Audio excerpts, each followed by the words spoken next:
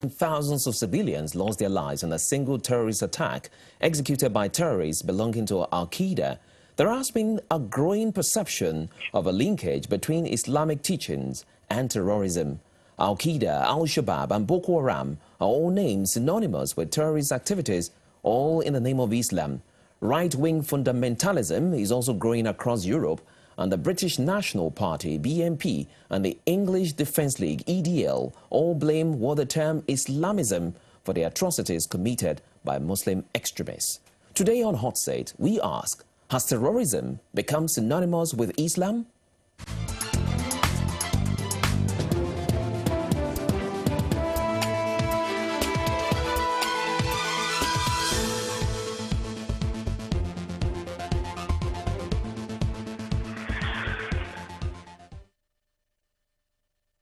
Welcome to Hotseat with Akintayo. With a mainstream perception that a majority of terrorist activities around the world are attributed to Islamic fundamentalism, Muslims around the world have suffered abuse and persecution as they are often labeled terrorists, and Islam has, in some quarters of the media, become synonymous with terrorist organizations such as Al-Qaeda. Whilst it is accepted that not every Muslim is a terrorist, far-right organizations like the EDL and BNP blame the religion for some terrorist atrocities and accuse Islamists of trying to impose Islam on non-Muslims. When Norwegian far-right terrorist Anders Breivik killed 77 people in Oslo, he told a court in Norway that he deserved a Medal of Honor for combating Islamic colonization. Are campaigns such as the War on Terror a campaign against Islam? And why has Islam become synonymous with terrorism? To shed some light on this subject, I'm joined in the studio by Paul Salahuddin Armstrong, co-director, the Association of British Muslims, also a scholar and broadcaster. Carlos Cortiglia, press officer for the British National Party, BNP, a party better known for its anti-immigration policies. Abdullah Al-Andalusi, senior speaker, Muslim Debate Initiative. Also here, Tommy Robinson, co-founder and spokesperson for English Defence League, a far-right nationalist organization. And on the telephone, we have Raza Nadim, spokesman for Muslim Public Affairs Committee. Gentlemen, welcome. Thank you. Thank you. Okay, let me start with Paul. As a British Muslim, Paul, you must be frustrated with a blanket label put on Muslims as terrorists around the world. Oh, quite, because it's never mean that for me. I mean, I would never have embraced Islam over 12 years ago if it was because that's what I thought Islam was. And I know my Quran, I know what it says.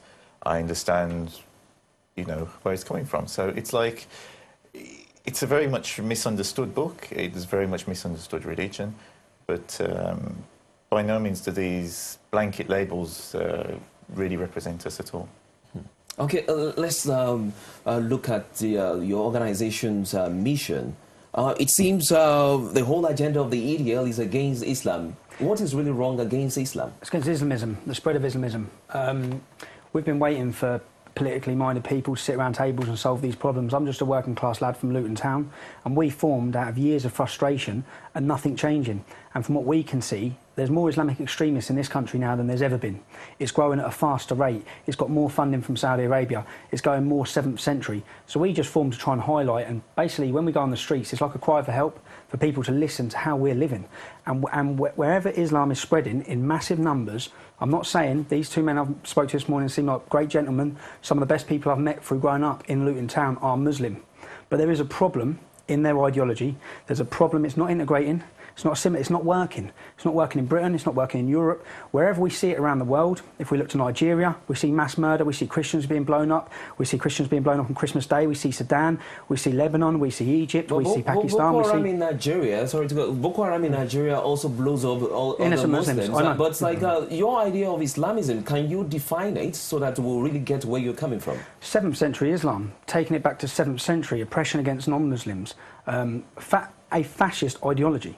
But we see some people calling for reform, and we don't say that every Muslim is following, like he said, he knows his Quran, but the way he knows his Quran is going to be completely different to the way many other Muslims interpret the Quran. Many other Muslims interpret it. And when you say is it synonymous, there's certain verses, whether it be 9:5, where obviously I'm not a scholar, but when it says things like, when the most sacred months has passed, slay the idolaters wherever you find them, and take them captive, besiege them, prepare for them in ambush, but if they repent, when you read that, that sounds synonymous with terrorism. You then start reading certain things and thinking, well, that's where it's coming from. And if it's not coming from Islam, then why are there 18,000 terrorist attacks since September 11th? Okay, let's talk about the BNP. What is the stance of the BNP on terrorism and Islam?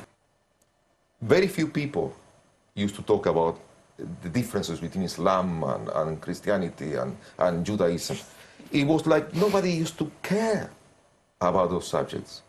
People just went around doing whatever people do, not very much worrying about each other. But it's like 9/11 was a watershed. Yeah, but what has Anthony got to do with that? It has a lot to do, because basically, you mentioned the war on terror, and I do remember that the first person who mentioned the words war on terror was George Bush, and soon followed by Tony Blair. And suddenly we end up engaged in several wars in countries that were Muslim countries, that were never a threat to Britain, like Afghanistan and Iraq. So and suddenly the whole perception of ordinary people changed. It's like, say, this program is being broadcast to countries in Africa and the Middle East. And so, what we need to tell people in the Middle East, and we need to tell people in Afghanistan, and we need to tell people in Pakistan, and Nigeria, and many other places. The vast majority of the population in the Western world had nothing to do with illegal wars. In the very same manner that the vast majority of the Muslim population across the world had nothing to do with 9/11. Okay, I think it's an issue of perception that is damaging us, all of us. Okay, Abdullah, let's talk about, still talking about perceptions of Muslims as terrorists. When terrorists strike, the first thing they talk about is being divinely ordained to do that. Is it not a misinterpretation from the Islamic teachers to achieve their political gains? Oh, not at all. If you look at Michael Schur, who's former head of the Osama bin Laden unit, CIA, he says that the main and almost the most primary and overriding grievance is Western foreign policy of Osama bin Laden. Professor Bruce Lawrence of Duke University wrote a book on the statements of Osama bin Laden, and yet again he said that Osama bin Laden's primary gripe and only gripe is really the foreign policy of the Western powers. And religion, like what religion does in any society, religion just underwrites whatever those values or perceptions or motivations of that society is. So if people want to launch a crusade, you can say you can do it for money, wealth, power, and then just say, and God wills it, and that's the underwriting it. But that's what religion does. Religion's always been hijacked for the purposes of various political factions. And I'll make a point. I am a follower of the quote-unquote 7th century Islam, which there's no different century Islam, there's only one Islam. And it doesn't tell me to go and force convert non-Muslims. I'm Portuguese in origin, the ancestry in Portugal, and as also Carlos is also Spanish in origin. We tell you that our history is Muslims, Christians and Jews living side by side together in peace and harmony. And it wasn't no subjugation or humiliation. This is false. My organization has challenged the EDO to debate us on what Islam means.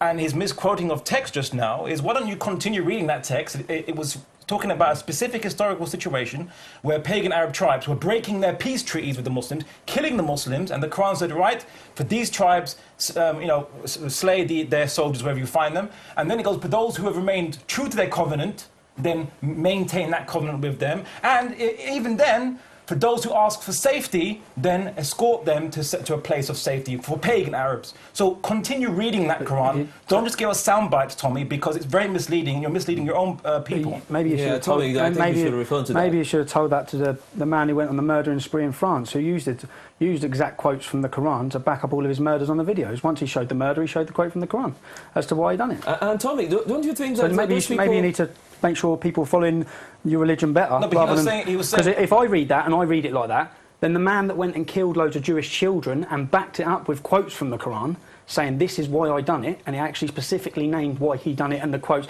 Surah 533, there's loads of them you can pick up, which basically say chop your hands off. And I can also respond to that, and also look at Anders Breivik. Yeah, Anders Breivik, he wasn't a practicing Christian, right? He said it, but he used his Christianity to underwrite why he should have this holy war against Muslims. And that's what I'm saying. Everyone uses their religion. I want you to quickly talk about Anders Breivik. Yep. Yeah, just like Abdullah just said, Anders is not a Muslim. What if he was a Muslim? I'm sure your party would have raised something. We say about Why don't you talk about Anders? We say about terrorism, yeah? That's one man. I don't see Christians, Sikhs or Hindus blowing things up worldwide on a daily basis. You just don't see it. I can give you but you talk about Anders Breivik, and you've introduced us as far right, yeah? We're not far right. There's nothing far right about our organisation. We welcome everybody. We call everybody into our group. Anders Breivik, when he went on his killing spree, there was this big media campaign to link him with us. Yeah? That he was linked to us, and in order to demonise us as a movement, on page 1438 of his dossier, he describes us as naive fools. He says we believe the democratic process can solve these problems. He basically hated us. He explained why he hated us. He said that we have members of non-European and African background as leaders, and for this reason, and we will. He says our ideologies can never be reconciled. That's what he said. But yet there's this big media campaign to link us with him. The man was a monster. He said the man was a monster. He supported you guys, and he supported you. He did. The other text. Let's not ignore the other text. No, he did. It's like in the early days of his 2-year manifesto. Excuse me. So don't forget we have somebody on the telephone. We've got somebody, Raza, on the telephone. Raza. Hello, Raza. Yes, hi there. Raza, we've been talking about the text from the Quran. Do you think there is a correlation between terrorism and jihads that we saw in the Quran? No, the only correlation that I've seen so far is the number of verses that Tommy Robinson reads, the more his idiocy increases. Because anyone can tell, as Brother Abdullah Andalusi very clearly stated, that when you look at it in context, it's very clear that Islam is not a religion of war. But here you have a complete idiot who keeps coming back and saying that Islam is the problem, Islam is the problem. If you want to talk about problem, talk about terrorism, let's talk about Anders Breivik. Let's talk about those soldiers in Afghanistan that put quotes from the Bible on bullets when they were shooting children. Let's talk about the fact that George Bush said that he felt ordained by God to go on the Iraq war. If you talk about terrorism, we're the biggest victims of terrorism.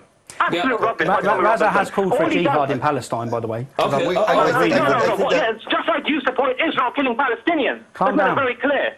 No, I'm not going to calm down because all this is absolute rubbish, trying to come across like a reasonable person. Well, maybe you need to explain that to your fellow Muslim brothers. I'm not blowing anyone on Islam. Talking complete rubbish all the time. Don't talk to me Raza, I think Tommy has a valid question he wanted to ask you. That he was saying it on the ground. Tommy, you wanted to ask a question. I said I read that you called for a jihad against in Palestine.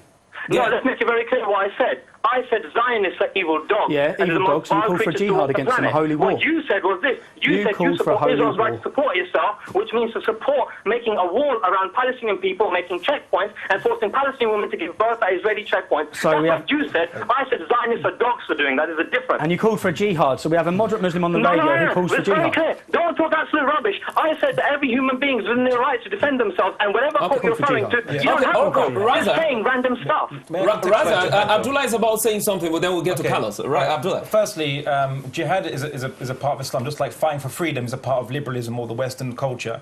It doesn't mean holy war. It just means to fight for justice. To you, it doesn't. No. That's to the Quran, to Islamic scholars, to everyone who knows about it. Secondly, you said you don't hear about Hindus blowing themselves up. Well, then you have no knowledge then about the Tamil Tigers who have committed the most suicide bombings than any organisation or religious group in history.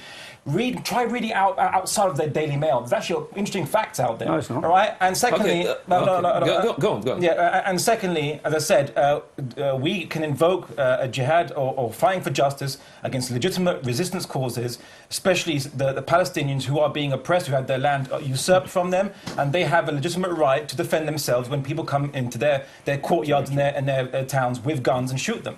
Okay. Carlos was about saying something. But I guess we are making an issue of one issue of many different issues. And when issues get mixed up, when we put too many things inside the pot and we don't know what we're talking about. I say, for example, you mentioned Mira. in France, and you mentioned Breivik in Norway. And I will say to you, I wrote about Breivik quite a few articles. And I said, somebody who goes out of his way with explosives and machine guns and suddenly breaks into a summer camp and kills a group of people that he has no knowledge of, he never met them before. I mean, we cannot make a political issue out of a pathological issue, because I guess no normal, rational, thinking person will just go into the streets with a machine gun and kill men, women, and children inside the summer camp. Carlos, in other words, we are talking about individuals, and Mohamed Mira in France is an individual, and Anders Breivik in Norway is an individual, and trying to make the acts of individuals as representative of the rest of the world. Okay, which is, I mean, when the media get crazy about it, and I think this is an opportunity to put things right. Right. Yeah. I say, the actions of individuals are the actions of individuals. But they're not if they're doing it because in if somebody was farming in Afghanistan and looking after his goats, like every day, and suddenly comes a flying fortress from the USA and starts throwing bombs around just because a group of people destroy the Twin Towers in New York, that is irrational. And I guess this is what the Muslims and the Jews and the Christians need to say. Okay. We ask our governments to stop being irrational. Carlos, let's move to Paul. There's this question. There are so many religions in the world. Why is it that it's the Islam that is being targeted? And again, terrorists around the world always want to hold on to the platform of Islam as being the ordained platform for them to do this. You know, I think Carlos makes some very good points, actually, because at the end of the day, a terrorist is a terrorist. There are certain political situations, geopolitical situations that have occurred over the past, couple of decades. And it's these geopolitical situations which are often in Muslim countries, and this antagonizes, gets Muslims crazy that are in those countries because they often end up being victims of various wars and other conflicts that are happening in these regions. And then they get messed up. Now, if they were actually living in this country, then they would likely end up being recommended by their doctor to a psychiatrist, and they'd be seen by a psychiatrist, and the psychiatrist would be saying these people are not of their own mind. I mean, how can you be of your own mind if you've had your whole family killed, you know, and you've seen your children butchered before your very eyes because of bombs that are being dropped on your house? You know, there's no justification for what they then go and do, but at the same time, they're not of their own mind. You know, and if a person is not in their own mind, you know, I mean, it's like Anders Breivik. I mean, the man's crazy. You know, no one can say that he's defending his country's interests by going out and doing what he's doing, or defending his people's interests. And in the same way, you can't say this for a Palestinian who's, you know, gone and blew up themselves, you know, it's an Israeli school bus or something, and killed a lot of, you know, Jewish school children that were themselves not, you know, responsible for his initial situation. These are irrational actions by people that are no longer in their own mind, and they don't know what to do. There's no justification for those actions, and I'm not justifying those actions. Okay, this is why, because of certain political situations and the certain hotspots that happen to be in the Muslim world, that there is a higher incidence of people that are now, you know, terrorists that happen to be Muslims or of Muslim backgrounds. You know, but if the reverse was the case and that was happening in Europe, then what you would find is there'd be a higher instance of people of Christian backgrounds. Okay, let's go back to the telephone. Raza, as the Muslim community equally asks itself, what is pushing some of Islam followers to indulge in terrorist activities? Sorry, could you repeat that, please? I didn't catch that. As the Muslim community asks itself the question, what is pushing some of the Islam followers to indulge in terrorist activities, and coming back to say they're doing it on behalf of Islam? Well, see, I think that's a bit of a loaded question, my friend, because the thing is, what that's assuming is that there's something inherently about Islam and the Muslims which makes them want to act in a certain way which is not civilized.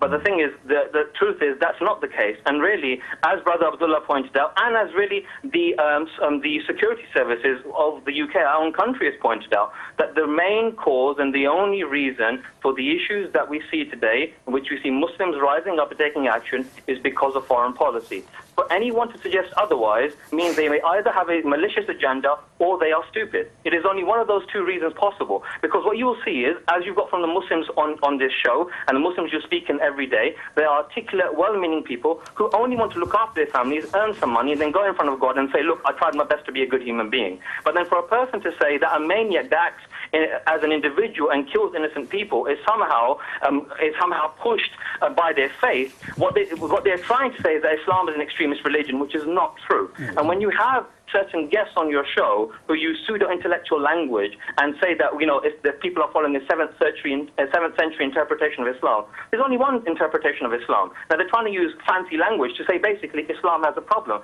when Islam doesn't have a problem. We're the biggest victims of terrorism. And when you talk about terrorist acts and people talk about 9/11 and talk about how innocent people's lives are taken, on that same day on 9/11, 24,000 children died within the African continent. The war on terror should be done against those people that take food from the innocent people, that take the land of innocent people like the Palestinians. But instead, you focus on the people that fight back when they are the victims of terrorism. Muslims aren't terrorists. We're the biggest victims of terrorism. Who fight back? He was talking about September 11th. So the people who fought back on September 11th were Well, victims. hang on. I didn't say that they were fighting back. I said people in Palestine when they fight back. But they are victims. They are labelled terrorists. But the Israelis aren't labelled terrorists when they clearly are. There is an image. I agree. There is an image problem there, but it's like your party is sometimes labelled as a party of racist thugs, gangsters, and whatever. Don't you think that the same problem? Even gangsters have standards. The same problem Islam is having with that image of terrorism, your party is also having it. It's nonsense, because we've blown no one up, we've killed no one, planted no bomb. We used our democratic... Yeah, no, you've only punched a few people during demonstrations. Do you want to let me talk, or do you want to carry on screaming erratically down the phone? Anyway, yeah, we've killed no one, we've attacked no one, we've blown up nothing, we've attacked no one, we've done nothing like that. We go on the street and we use our democratic right to peacefully protest. We're smeared racist. They call us racist. I hate racism. Islamism, Nazism, opposite sides of the same coin. Both fascist. Nazism's been eradicated. Islamism is flourishing like a wildfire across our country. Wherever we look in the world, that's what we see. We see bombs. We see murder. That's not... I'm from Luton Town. We had the fertiliser bomber. We had the 7/7 bombers get on. We had the Stockholm bomber. We had... This is from one little town where I live, where I've grown up. We had another 4. My auntie's next door neighbour last week was arrested for planning to blow up the Territorial Army. 4 Muslims 3 weeks ago arrested for planning to plant more bombs. Now, it's not my fault. So then when we want to talk about these issues and we're angered by them, you talk about grooming. The grooming and systematic rape. Oh, God, let's talk about the grooming then. Yeah, there's no 12-year-old Muslim girls getting raped by 20 Christian men in this country. Let me talk about it, because I'm talking. I'll get to you very soon. Let him finish. There's Christian girls, right? Not just Christian, non-Muslim basic girls being raped and pimped across the country, right? And we talk about grooming there, and then we talk about the reasons why. And people, again, we look and we see it linked to Islam. And the reason why we see it linked to Islam, because when we ask, if I can ask one of the Muslims, how old was the Prophet Muhammad when he had sexual intercourse? Here we go. I knew it was going to come to that, even though you think... Can I ask this gentleman? Raza, let's have Abdullah respond to that, please. How old was the Prophet? Just simple. How old was the Prophet? No. Let me respond, please. You're going to skirt around. Are you going to let me respond? Yeah. Are you going to suppress my freedom of speech? Abdullah. No, go on. All right then. It's Raza. Right. Well, now, basically, what we're seeing is some guys in Rochdale used alcohol and they committed fornication with some white women, and we see this, right? Is alcohol and fornication allowed in Islam? No. It's forbidden.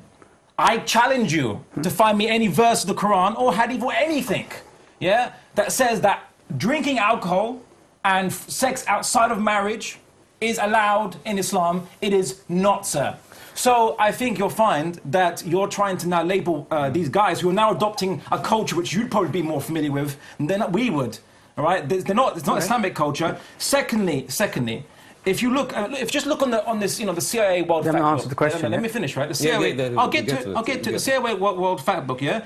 In the space of from 1980 to 2005, only 6% of terrorist attacks in America has been from Muslims. They were actually beaten by Zionist extremists, who've got 7%. You've got extreme left-wing groups, 24%, communists, 5%, Latino, 42%.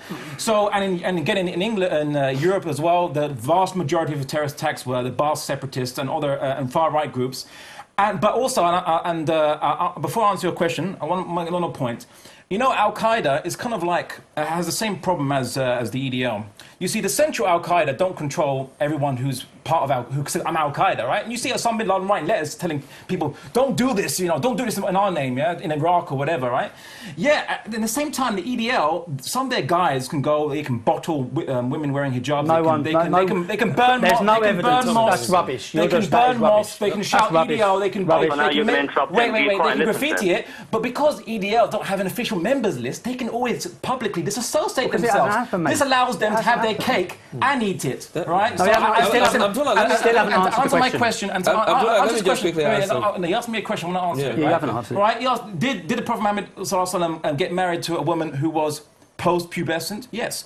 Was she post-pubescent at a young age? Yes. But the average life expectancy at that time was 35. Did he have sex with her when she was 9? You're making judgments. No. Did he have sex with her when she was 9? Look, you're making judgments. You're not answering the question. No, he did not. No, actually, firstly, he did not. It's based on one hadith. How about it's based on one hadith, and that hadith, excuse me, it's based on one hadith, and that hadith is contradicted by the same person who actually narrated that hadith. How old was she? Okay. Well, the thing is, if the person... How old was... Simple question, lads. How old was she when Muhammad... It could be 9 or 19. The difference of opinion, 19 and 9. But she was... No, agreed. You asked her... It wasn't agreed she was a contradiction. Hold on, I think Raza wants... Let's hear from Raza. Raza, maybe you could answer that question. Raza? There's a couple of points, because I want to come back to a point they mentioned earlier about how there seems to be some grooming issue within the Pakistani Muslim community. And the thing is that I've mentioned this before, and again, it's a case of facts are not being looked at. A simple freedom of information request into the West Yorkshire Police will show in 57 cases where there were gangs of people grooming innocent young girls. 5 of them were Asian, 47 of them were Northern European that's not men. Gangs. That's not hang on. You didn't hear what I said. I said that gangs of people, they found in 47 cases, it was men, it was Northern European. Freedom of information request into the West Yorkshire Police. Not my words, theirs, you can check with them. Let's get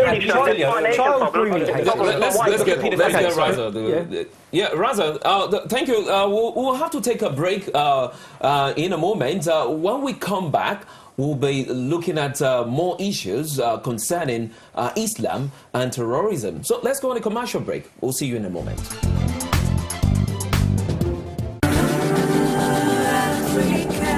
You're watching VoxAfrica. Sophia, we're on our own. Does that mean?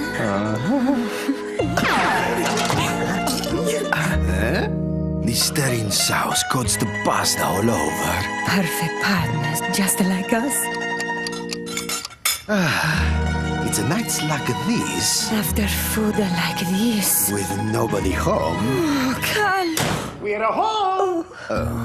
Dolmio's Daddy. When's your Dolmio Day?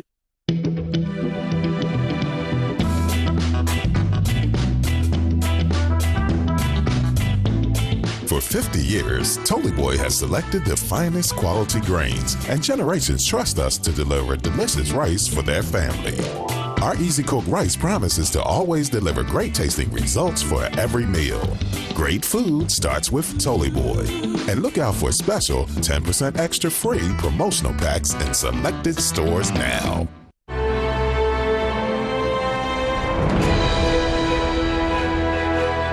I'm going to surprise someone.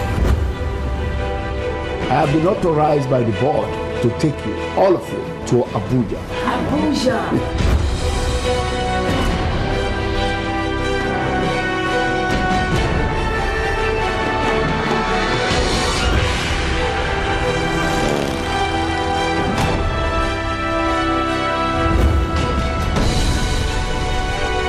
This is Flamingo Airlines Flight 212. We have an emergency.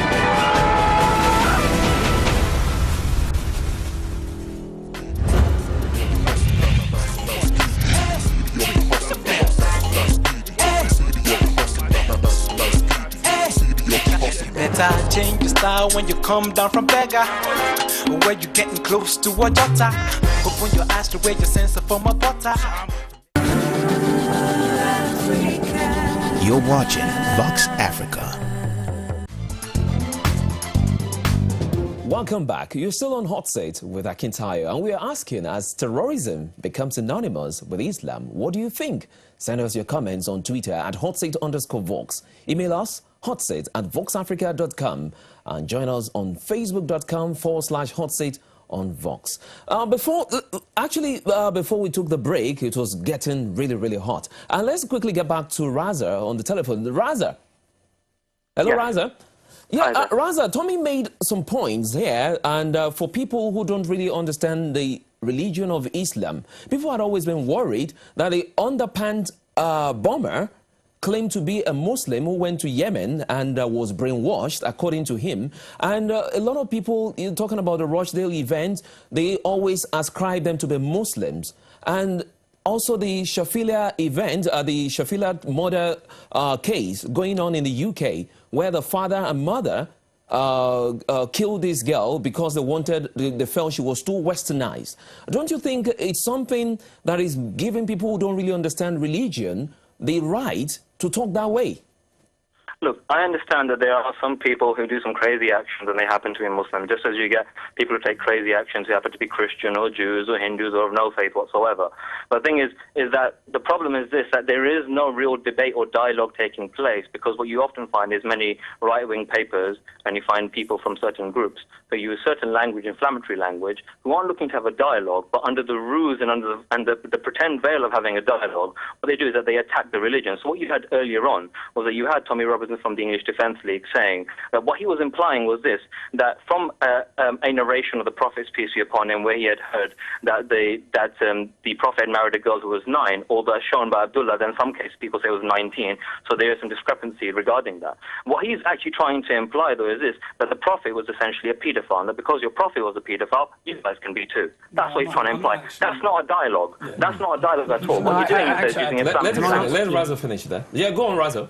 Yes, that's not having a dialogue whatsoever. What that's doing is throwing out rhetoric out there to get a reaction from people. And instead of having a proper dialogue, which needs to be had, and I agree with that, a proper dialogue, that's not had. Instead what you have is people like myself and Tommy Robinson on there, basically people just shouting at each other saying, no, you're wrong, no, you're wrong. Because the fact is this, China right now is not a place to have a dialogue. Instead, right now what we find is just rhetoric. Because as I've shown you right now, it's mainly white people who are involved in grooming cases. Manchester police show that 97% of the cases are white people who are on their register.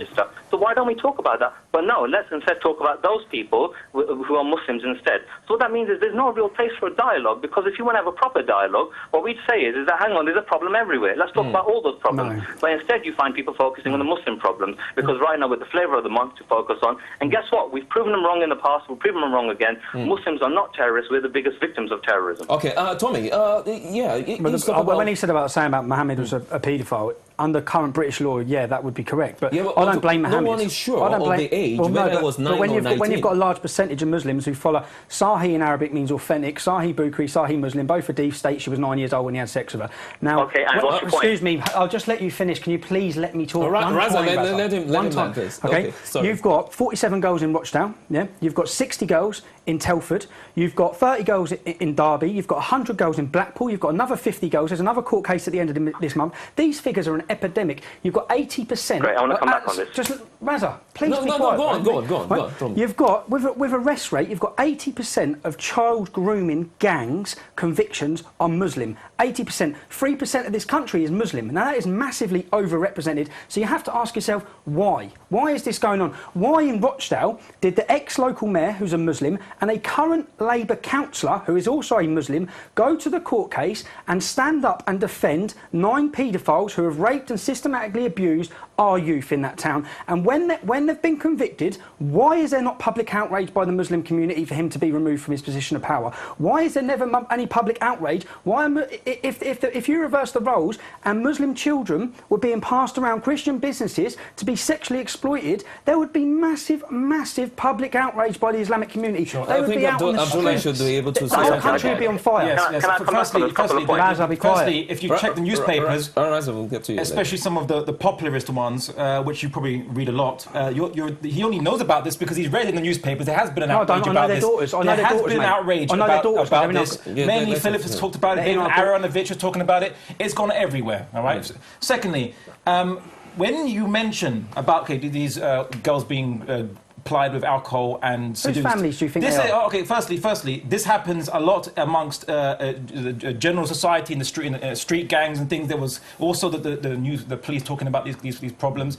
Alcohol being used, and which is not Islamic. Sex outside marriage, which is not Islamic. These men were... Again, you're talking about these men were whatever, but they're not following Islam. They're not following Islam, though. And secondly, also, he talks about paedophilia, okay? He talks about paedophilia a lot. And why would he talk about paedophilia? Paedophilia is defined as sex with pre-pubescent girls, so girls who have not reached puberty. Okay, so that doesn't apply to the Prophet Muhammad at all. No, so you think because let me finish. Let me finish, sir. Yeah, the Prophet Muhammad did not have sex with any pre-pubescent girl without, and he did not have sex with a girl without her consent. Sex with a 9-year-old outside of marriage. It was within marriage. It was with consent. It was no coercion, and it was after she became a woman, as defined by the standards of biology. Yeah. And lastly, if we want to talk about paedophilia, let's go there. Richard Price in your organisation, who was you can always deny. See, they always can deny them when they get caught. You see, that's the thing about Idiel. Also, they found child pornography on his computer. When you want to go look for paedophiles, try go looking in your home. At home. Okay. Don't go looking. Don't go pointing with the finger. And secondly, according to British law, the husband of Mary, Mary, the mother of Jesus, he'd be done for paedophilia too, because Mary was roughly about 12 years old when she got married to Joseph of Arimathea. So, are you going to condemn the husband of Mary, mother of Jesus? Will you condemn anybody? Okay, okay. 12-year-old. But can I ask? Do you condemn then Joseph, the husband of Mary, mother of Jesus? Do you condemn? Let me ask. Are you Christian? Do you support Christian values? A Muslim's goal in modern Britain is to emulate the Prophet Muhammad. Yeah, that's not every single Christian to emulate exactly what he done. Yeah. Now, when you're emulating a man that had sex with a child, which we've established he did, but when we we haven't established. Paedophilia is pre-pubescent. This is the problem. Learn definition. Excuse me, this is the problem. You know what, let's forget about paedophilia issue. Yeah, okay, just quickly. The Islamic community's definition, this is where we have the problem. They don't see having sex with a 10-year-old who started puberty as paedophilia, as my man has confirmed. If she's 11, if she's 12... No, that's your definition, that's what you... The World Health Organization's definition of paedophilia is sex with a pre-pubescent... Okay. The World Health Organization... Let's forget about... The World Health Organization defines paedophilia as let's forget about pedophilia. Sex with anyone under 16 is paedophilia. Let's forget about that now. Let's talk about. Let's quickly get to Paul. Paul, before the dawn of terrorism, Islam has always been seen as a religion of peace. And even non-Muslims are always looking forward to going on holy pilgrimage to Mecca and Medina. What has really changed over the years? It's media hyping things up, isn't it? And jumping on cases, as Carlos says, about individuals. And they're not representative of Islam as a whole. And, when you get people like... here, Tommy Robinson, and he's bringing up about, an incident in the life of the Prophet, peace be upon him, which he doesn't even understand. I'm trying to understand why Muslims... I was trying to explain it to you, and you weren't listening. Okay, Paul, go ahead and you don't understand the intricacies of Islamic scholarship. You don't realise there's different reports about the age of Aisha, and every other report that references her age contradicts this report about her being 9 years old. So it means that is... And it was also taken from him when he was an old man. The person who narrated it was an old man at the time, so he probably wasn't quite right in his mind. Or somebody might have misheard him. Well, maybe they do believe that. But at the end of the day, this is not a mainstream understanding of Islam. Let's try to learn from it's great that he believes that, but what I'm saying is there's big percentages of Muslims that don't, and they follow the fact that it's okay to have sex with anyone who starts puberty, and that's not okay. I don't agree with that. This is not something you find classical Islamic scholars agreeing with. But I just heard one thing. That Muslims that do things that are not according to the rules of the Quran. And I say to you, the issue is that we are mixing geopolitics with sociological things that can happen in any country. Because we do know, for example, the conditions of deprivation poverty, drug abuse, alcohol abuse, and all the rest of the stuff. And that is going on in UK. UK is a society in free fall. It happened before the recession, and it's happening now even more. And the issue that you mentioned about immigration, and why I think immigration is such an important subject, is because immigration in this country mostly is of a financial nature. If people come to this country because of horrible conditions in their countries where they come from, and they suddenly land in the UK, but they land trying to meet their financial needs, but there's no real cultural integration, which means they grow up in ghettos and they develop mentalities of ghettos that have little to do with geopolitics, have more to do with the mentality of the ghetto. It happened before between the black communities and the white communities in UK, that they saw each other with suspicion. And that's why you have 470 armed gangs around London and all the rest of the stuff. Yeah, but Carlos, and I say, going back to the issue of Islam, I say, because of the political context in which we are, two major wars in Islamic countries, several incidents internationally, but suddenly we put together international issues and geopolitical issues, and we mix them up with what can be very personal, individual situations. And I say, and that's why we get into a muddle. Because we suddenly talk about Iraq, Afghanistan, the Quran, what happened with deprived societies in northern England, and they all seem to be part of the same subject, and they are not. Because we need to make the difference. We need to tell the difference between things. And what happened in Egypt or Somalia or Nigeria, those are very punctual realities. The confrontation in Iraq between Sunnis and Shia is a very Iraqi issue. And the situation in Palestine is a very Palestinian issue. And what happened in Northern England is a very Northern England issue. And the point is, we have to look at the issues on themselves without trying to find connections, like international connections that do not exist. Because if you go to Egypt, or if you go to Libya, or if you go to whichever country, Somalia, people are very much in touch with their daily realities, everyday realities. They don't do things in Somalia because of something that happened in Rochdale. It's like saying, we need to look at the issues where they happen and look at the people who take part, engage in those activities, where they happen. What do you think the reason is then? If you look at those rape gangs, right? Did they say we did this in the name of Islam? They didn't say that. They drink alcohol and they have sex outside marriage, which is antithetical to Islam. Yeah, but there is something I want to... So 23 So this reminds me. This reminds me of what Bruce Lawrence said as a professor who monitored all and investigated all the statements of Osama bin Laden and compiled a book called Messages to the World, the statements of Osama bin Laden. And in one of this, he had a journalist having a conversation with Osama bin Laden. And the journalist said, but we hear in the hadiths, the narration of the Prophet Muhammad that you can't kill women and children. So, and also in the Quran. So how do you reconcile this? And he said, and Osama bin Laden said, well, that's not set in stone, you know. In this context we live in, we have to look at, we have to fight them as they fight us. Yeah, so they kill our children, we kill their children there, whatever, right? So Osama bin Laden is a modernist. He's a reinterpreter of Islam. He's not a traditional Islamic Muslim, yeah, because, and he by his own admission, he said the rules are not set in stone, and you can change them. Okay, I don't believe that. Let me quickly ask. Let's go back to the telephone before I ask Tommy a question. Raza.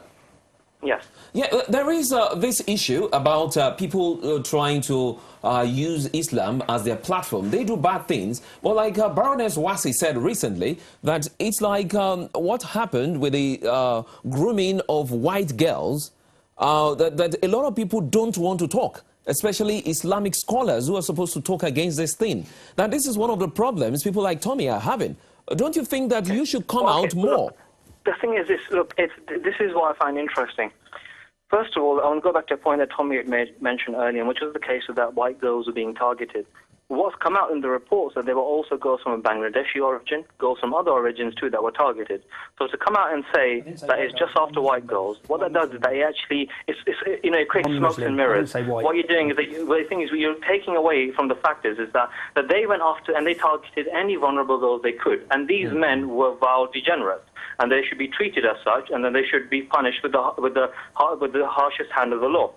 However, one thing to be made very clear is this, that we have to keep, when people like Tommy Robinson say that, Muslims have got to come out more to condemn this, we've seen very clearly on this show as well, you've got people, leaders in the Muslim community, very articulate people like Brother Abdullah, Brother Paul, coming out and saying very clearly that this isn't part of our religion. So when you say we've got to keep condemning it, why? Because the thing is, it's very clear already from the beginning that we're against it. When this happens, we're saying we're against it. When you say Muslims got to come out and speak out against it, what you're implying is that's only a Muslim issue. When clearly, as Brother Abdullah pointed out with the fact, the issue within the white community, etc. But we're never going around saying white people sort out your problems, but it's only with the Muslims we're saying sort out your problems. If we're having a genuine discussion, we have to look at the fact that really the majority of these cases, you find that there are people who have a sick problem who are mainly white. Mainly white. And the thing is, and until we talk about it, honestly, to be honest, as a Muslim, I can't take Tommy Robinson seriously, because I think if you want to have a serious discussion, you'd realise that hang on, the biggest problems within your own community, not ours. Yeah, and look at the media. Look at the media, right? When a person commits a crime and he's Asian or Pakistani, whatever, they say Muslim did this, Muslim did that. Don't they say Asian? If a Christian did it or whatever, and even look at how they report Anders Breivik. Yeah, if a Muslim did it, instant terrorist. No one would say is he insane or not. No one would say that. They say put him straight to jail or they're fit for court and arrested, whatever, right? And they've done this. But when Anders Breivik did it. Oh, maybe he's insane. Maybe there's something wrong with it. Oh, no, surely no one who's white and far right would do that. Whatever.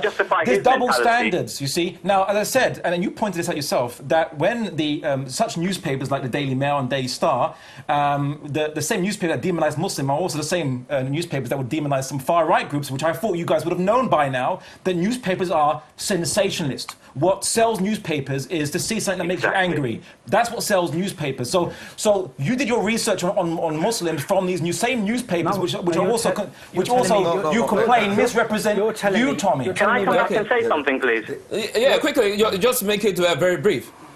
Yeah, sure. Very quickly, I think that you asked a question earlier about saying that before the dawn of terror, we had seen that Muslims, were basically nice, peaceful people. But the thing is that what that assumes is that terrorism began at a certain date. If you were to ask people within the African continent or people within the eastern part of the world, what they'll tell you is that there were certain people who were white Christians who came along and used their religion in a false way and created an empire and stole people's resources. So really, the dawn of terror happened ages ago. The thing is, when you talk about terrorism, really, when you start looking at terrorism, you realize that all of these issues are linked to political cases, and these animosity that you see of Muslims or people from other backgrounds is because of the actions of Western countries in the past and the foreign policy right now. Now, I'm not trying to say in any way, shape, or form that it's right to go around and start killing people, on a one-ton basis. But the thing is, if you want to have a serious discussion about why people are terrorists and why people take such extreme actions, you have to look at the root cause of it. Okay. And as a security service, Raza, Carlos has something to quickly say. The one issue we need to talk about, and this is important to talk about, because you say Western countries, and I have an issue with that. Before the invasion of Iraq, I marched in Hyde Park with 1 million others, protesting against the invasion, the planned invasion of Iraq. We made a point of being there and say this is not our war. Iraq didn't attack Britain. We have no right to invade Iraq. And there were hundreds of thousands, millions of people in the Western world who are against the war in Iraq. Exactly. And I say, the point that I want to make to you is, in one side of the world, you have governments that do things that their peoples do not support. In our side of the world, we have governments that do things that we people do not support. And the issue is the need for dialogue, the need for the Arab world to know a bit more about the Western world, to know that we are having, in many cases, the same problems that the Arab world had for ages, which is to have rulers that did whatever they wanted without paying attention to the people. And here in UK, and Raza, we need to agree on this, we just had an election in which only 38% of the people in London actually voted. And we call it democracy. And the media, the mass media, Raza, the mass media in this country have nothing to do with democracy. Okay, we're running out of time. Let's quickly, there are some very important questions. I want to get back to the central point of this show, right? Is Islam synonymous with terrorism, right? Now, Tommy Robinson goes on a lot of shows and platforms, and he likes to quote verses, and of course he quotes it, and then he thinks he's won the argument. Right. Yeah, let's here's the thing. We don't have time. Last year, my organisation challenged you to, on a fair and public platform, we're going to go through all these verses that you like to quote, and you said thanks, but no thanks on your Facebook group. So I'm challenging you. On Facebook. On your Facebook group. Facebook. So because you wouldn't respond to our emails. You would not respond to our emails. You never spoke to me on live. We sent multiple emails to your organisation to say we will arrange in an open public debate, a fair debate. We had a history of fair public debates. Do you wish to challenge us to that? Yeah, right. I want to. Do you accept it? All right, we'll organise it then. Abdullah, let me quickly challenge Tommy on Facebook. Tommy, let me challenge you on something. For me, I just believe that maybe you're not ready to learn more about some things that you don't know about them, because about Islam. I learn by what I see, mate. I learn by what I see. Why I'm saying this is like, even in Nigeria, but the Boko Haram thing, when it started, a lot of Christians thought Boko Haram was against them, because Boko Haram means Western education is prohibited. And they use the telephone, they use everything, hypocrisy. But the thing is that now they are killing Muslims. They're killing anything that they feel that is against them. Muslim, Christian. Would you call those people real Muslims, even when they're killing the Muslims in their midst? And apart from that, there are also other issues that are surrounding. They're killing in the name of Islam, right? They're claiming to be killing in the name of Islam. They're killing Muslims. I know. Yeah. And even in Iraq, they believe them, Sunnis they believe them to be not be Muslim. Killing the other people. I know. Yeah. So why because they believe them not to be proper Muslims. There's so many wars within Islam. Yeah, but Tommy, why don't you want to understand Islam itself before you go into the Middle East? There's so many different interpretations of Islam. I understand Sufis are great. There's some great sects of Islam, but what we see now being pushed through this country is Wahhabi, Salafi, Saudi-funded money. You're not allowed a Bible in Saudi Arabia. You're not allowed to drive on the same side of the road as Muslims to Mecca. Women are not allowed to drive. It's a completely fascist country, yet they are now dictating what form of Islam is being pushed through the mosques and madrasas in this country. But you're dictating to Muslims. You're dictating to Muslims what culture we have to follow and how we should integrate. Follow to be your religion to however you want. But what we see, I live in Luton Town, we see hostility, we see violence, we see terrorism. It's what we see. It's not. Is that Friday night? Typical Friday night for you, Tommy. That's one question. We lost one member of our community on 7/7. Go down the pubs on a Friday night. You'll see violence. You'll see hostility. You'll see arguments. You'll see that kind of stuff. Because Muslims, we stay away from that. There will be reduced hostility. You don't actually. And we don't promote that kind of violence. There's a question I want to ask. Can I say something? Something that you miss is the difference between Muslims who are actually living up to the principles of Islam, and Islam is really informing their lives, and between people who just have Muslim names, or other people will refer to them as Muslims. Yet if you ask them, they'd say, "Well, I don't really follow. I'm not that religious," or something like that. And there's a huge difference. Just like with Christians, people who go to church on Sunday, people who actually give a lot of charity and are informed by Christianity, and people that they just have a Christian name. I want it to work. Tommy, let me quickly ask Abdullah a question. A lot of Muslims come from foreign countries to this country, and I observe that there are so many Muslims that are together in places like Leicester, Luton. But the thing is that they see their hosts as people who are not doing the right thing. Is it not disturbing that some Muslims still feel like even the white, just like what happened with the white girls, feeling that the people are too westernized or they're not following the codes? That is it not wrong for them to come into somebody's land and still want to force their culture or their religion on them? Okay, well, firstly, me and Paul are both converts to Islam, and we were born and bred... Converts or reverts? Whatever you want to call it. We were born and raised in the UK, and we're basically... our culture is English or British, if you want to call that, in a generic sense.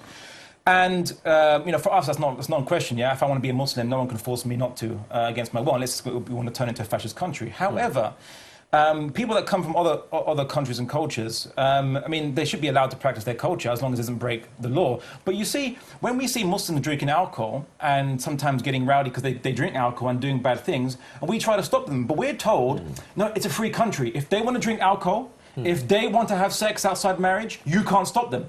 I say, okay, all we can do is tell them not to, all we can do is condemn them, and we see them driving around trying to pick up girls, and some of them break the law of this country. Now, we can't physically force them and beat them up or whatever because we'll get arrested, all right? And say, oh, look at Muslims, they're imposing their Sharia on everyone. So if we don't impose our Sharia, then we get blamed. And if we do impose our Sharia, we get blamed. So whatever we would do, you're damned if you do, and you're damned if you don't. And second, lastly, when people say, if you look at the world, yeah, around the world, like in Nigeria and all these other countries, why is it that we see it's a lot of Muslims are in violence, are always involved in violence, having guns and whatever. But if you look, yeah, okay, let's go around. Palestine, invaded by Zionists. Iraq, invaded by America. Afghanistan, invaded by America. Somalia, attacked by American planes and supported forces.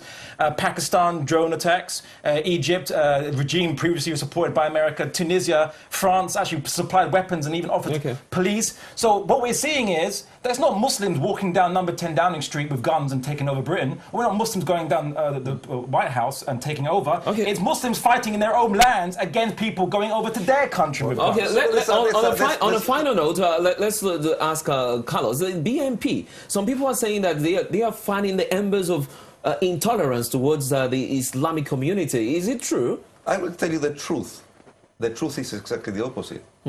Because we were talking away from cameras about legislation, and we talk about terrorism, and we talk about Islam, and we talk about legislation that has been implemented in this country with the excuse of fighting terrorism, that is basically destroying civilian rights. So we have anti-terror laws that perhaps were implemented in Pinochet's Chile or in the Soviet Union, but we have them today here in UK, implemented by politicians who created them to so-called fight terror. So we have the deleted from the law books habeas corpus, which is a right to know what you are accused of. Sorry, Carlos, the BNP says one of the platforms of the BNP is there's one law for everybody in this country. Thank you very much. And I say, and because there should be one law for everybody in this country, we should get rid of the anti-terror laws and say no more detention without trial. Okay, thank you, gentlemen, for coming on the show. And you can continue the debate on Twitter at Hotseat_Vox. Also join us at facebook.com/Hotseat on Vox. Email us, hotseat@VoxAfrica.com, to leave your comments or suggestions. You can also watch all previous editions of this program on our website, voxafrica.co.uk/Hotseat. Next week, another controversial one. Is discrimination more rampant amongst